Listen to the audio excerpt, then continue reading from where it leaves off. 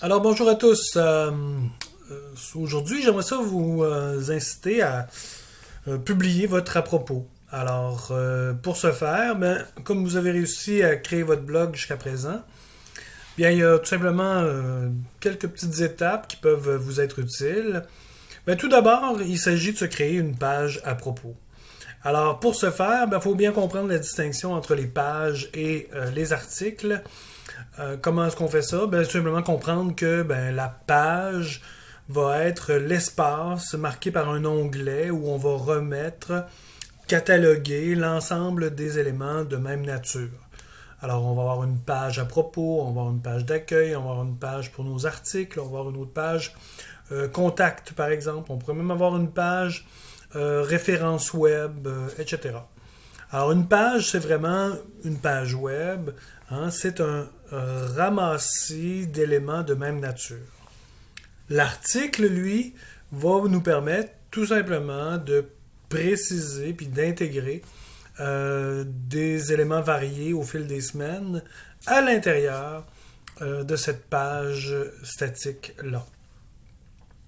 Alors, dans WordPress, ce qu'on peut voir ici hein, euh, dans mon espace de travail, ben, je peux comme ça ajouter des pages. Alors, en cliquant sur l'onglet Pages, je peux voir apparaître toutes les pages qui sont déjà en place. Et ici, ben, il y a seulement une page, c'est la page d'accueil. Alors, ce que je veux faire, c'est d'ajouter une page. Je peux le faire ici sur le côté à gauche, ou encore je peux le faire ici dans le côté droit. Alors, en ajoutant la nouvelle page, il s'agit tout simplement de la nommer. Ah, ici, on me propose même d'intégrer une page à propos.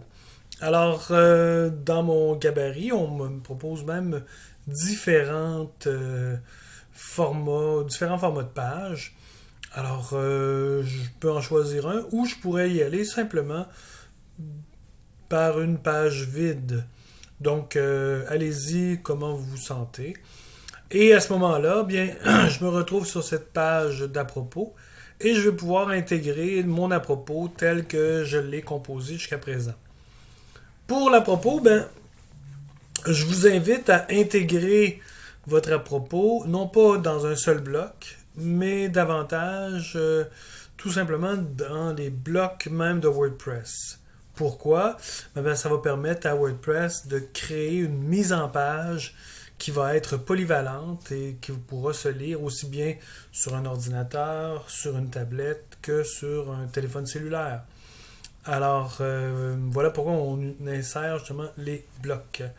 Alors, je peux ajouter ici mon titre en le nommant tout simplement à propos. Alors, voilà.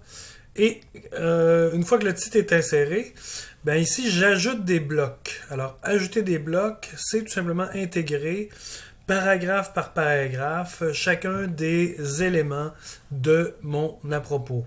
Alors, je peux ajouter un paragraphe, je peux ajouter une image, je peux ajouter un titre ou un intertitre, je peux intégrer une citation, une liste.